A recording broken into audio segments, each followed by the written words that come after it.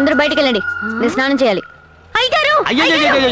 పాత బిల్డింగ్ లో ఇలా పరిగెత్తద్దు నీకు ఎన్నిసార్లు చెప్పాను. ఆ బాంబే పిల్ల బన్నులకు వాడే నీళ్ల తొట్టెలో స్నానం చేస్తోంది. ఇదిగో మర్యాదగా నువ్వు ఇట్రా, లేదా నేనట్టు వస్తాను. ధైర్యం ఉంటారా కుక్కలు పుట్టిన నక్క? స్నానం చేసే అలవాటు లేదని ఒకే కారణంతో ఇక్కడ నుంచున్నా, మర్యాదగా వచ్చాయి. అందుకే నల్ల కాకిలా తయారయ్యా. నా రంగు నాకు ముద్దు, బయటికి రా. ఇలా చూడు, ఏమైనా ఉంటే మాట్లాడి తెలుసుకుందాం, కానీ పనిచేసే చోట నువ్వు ఇలా గొడవ చేయడం ఏం బాగోలేదు. ఓయ్ పొవ్వోయ్, నువ్వు ఈ దున్నపోతికి సపోర్టా? నిన్నిక్కడొచ్చి గెంటేసేదాకా నేను నిద్రపోను. గంటే అదేదో బయటకు వచ్చాయి, అంతేగాని బంధుకు వాడే నీళ్ళలో స్నానం చేస్తాను. రే, ఇది నా ఇల్లు, నేను ఎక్కడైనా స్నానం చేస్తాను. కావాలంటే సబ్బు రుద్దుకుని మరీ స్నానం చేస్తాను.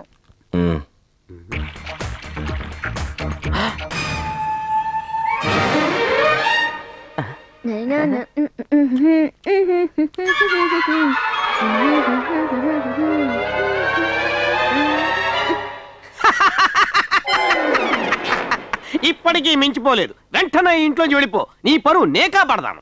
రే, పరువు గురించి నువ్వా మాట్లాడేది? నీ యోగ్యత ఏమిటో నాకు తెలియదనుకోకు. ఏంటా యోగ్యత, కొంచెం చెప్పు చూద్దా. నా మాట వద్దు, నువ్వు ఊరుకోవయ్యా. ఊరుకోమంటుండే. నువ్వు చెప్పు. నువ్వు నీ అక్కని తార్చే కదా ఈ బేకరీ కొట్టేశావు. పరువు గురించి మాట్లాడుతున్నావా నువ్వు?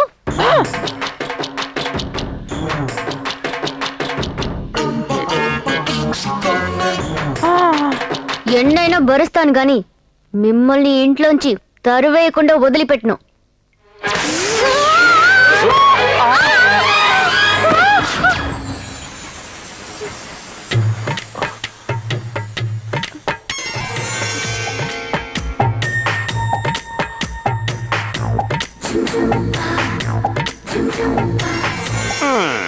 పడి ఎంతసేపు అయింది? పైనే ఉంటే ఎలా? లేకపోతున్నావా? నీళ్ళని తీసి పారేసి డైలాగ్ చెప్తున్నావా? ఉండి నీ పని చెప్తాను. పొద్దున్నే సంతకాలు పెట్టమని పట్టుపట్టాం కదా, కొంపదీసి రైలు పట్టాల మీద తలకాయలు గానీ పెట్టేశారేమోరా. వాళ్ళు రైలు పట్టాల మీద తలకాయ, వాళ్ళు అసలే పోలందేవులు. ఏదో రోజు నీ తలకాయ నా తలకాయ తీసుకెళ్లి రైలు పట్టాల పెట్టేస్తారు. 100 పెట్లు గూడ్స్ బండి ఆరనేసుకుంటూ స్పీడ్ గా వచ్చేసి మన తలకాయ నుంచి ఎక్కేస్తుంది. 2 తలకాయలు లక్ష్మీ బొమ్మల బడేలు పేలి 2 తలకాయలు పక్కనే ఉండి నవ్వుకుంటాయి.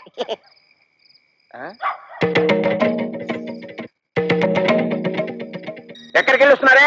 నాది కూడా దక్కొచ్చాను. ఎక్కడ ఊరేగి వస్తున్నారు? ఉద్యోగానికి వెళ్ళొస్తున్నావు. ఉద్యోగానికి? అలా మొహం మీద కూర్చుంటూ సమాధానం చెప్తుంటే చూస్తూ ఊరుకుంటావు. సిగ్గులేదు?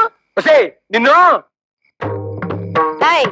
చెయ్యెత్తామంటే మళ్ళీ ఎత్తడానికి చెయ్యడు. మాకు తిండి పెట్టడం దండగన్నావు కదా, ఇదిగో ఈ 30 రూపాయలు తీసుకొని మడిచి జోబులో పెట్టుకో. ఏమయ్యా, నీ పిల్ల అంత చీప్ గా పెంట మీద ఏగని చూస్తుంటే చూస్తూ ఊరుకుంటావట? సిగ్గులేదు?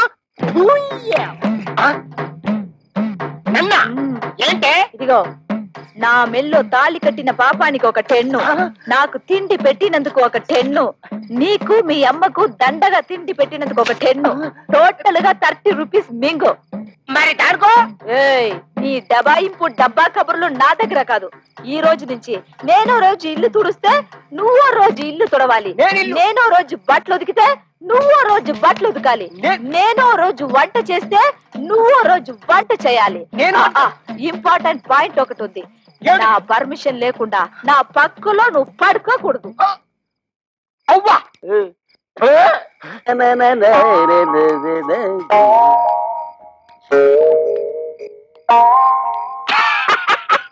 తమ్ముడు, మొహం ఏమిటి అలా ఉంది? మాడిపోయిన మినపట్లాగా. బుద్ధి పోనించుకోలేదు. మాడిపోయిన మినపట్టు కాదు, అరిపోయిన చీపురు కట్టని చెప్పు. ఏ తమ్ముడనే, నీ పిల్ల జై కొట్టిందా చీ కొట్టిందా? చీపురు కట్టలో కొట్టిందా? 30 రూపాయలు సంపాదించి మన పిల్లలే మళ్ళీ ఎరగొట్టారు. తమ్ముడనే పిల్లం నెలకి 3000 రూపాయలు సంపాదిస్తుంది. తుక్కు రేపేసోడు. నా పెళ్ళం సంతతం పెట్టనందుకు నాకేం బాధలేదు, కానీ ఇంతకాలం నా ఫుడ్ తిన్న మా డాడీయే వెన్నుపోటు పొడిచేశాడు. అందుకే నాకు వర్రీగా ఉంది. వర్రీని కూడా కర్రీ అనుకుని సర్దుకుపోవాలి తమ్ముడు. మహామంత్రికుండి, నా వల్లే కాని పని ఆ మన మనిషి వల్ల ఎలా అవుతుందిరా? అవుతుందో కాదో ఆ సైంటిస్ట్ గారు ఆలోచించి చెప్తాన్నాడుగా, ఊరికే తొందరపడతావు ఎందుకు? Coffee coffee coffee coffee coffee అని కాకిలా రవకరా. అక్కడ పెట్టరా? ఎక్కడ ఎక్కడ ఎక్కడ? ఇక్కడ ఇక్కడ ఇక్కడ. ఓకే. కోపగించ గురువా, అదే మన మనిషి. సైంటిస్ట్ మోసగాడురా, మనిషికి ఈ విధంగా కవచాలు తొడిగాడురా.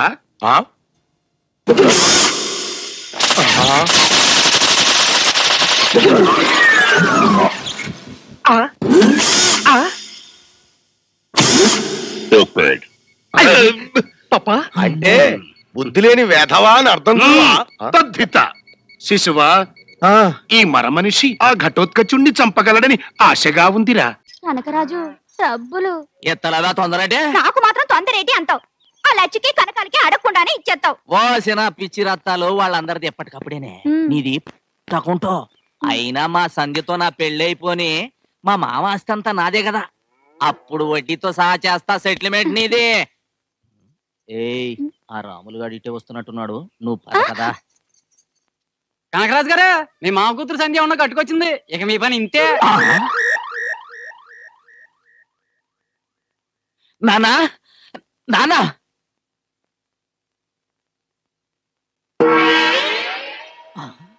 నాన్నా, అప్పుడే వెళ్ళిపోయావా నాన్న?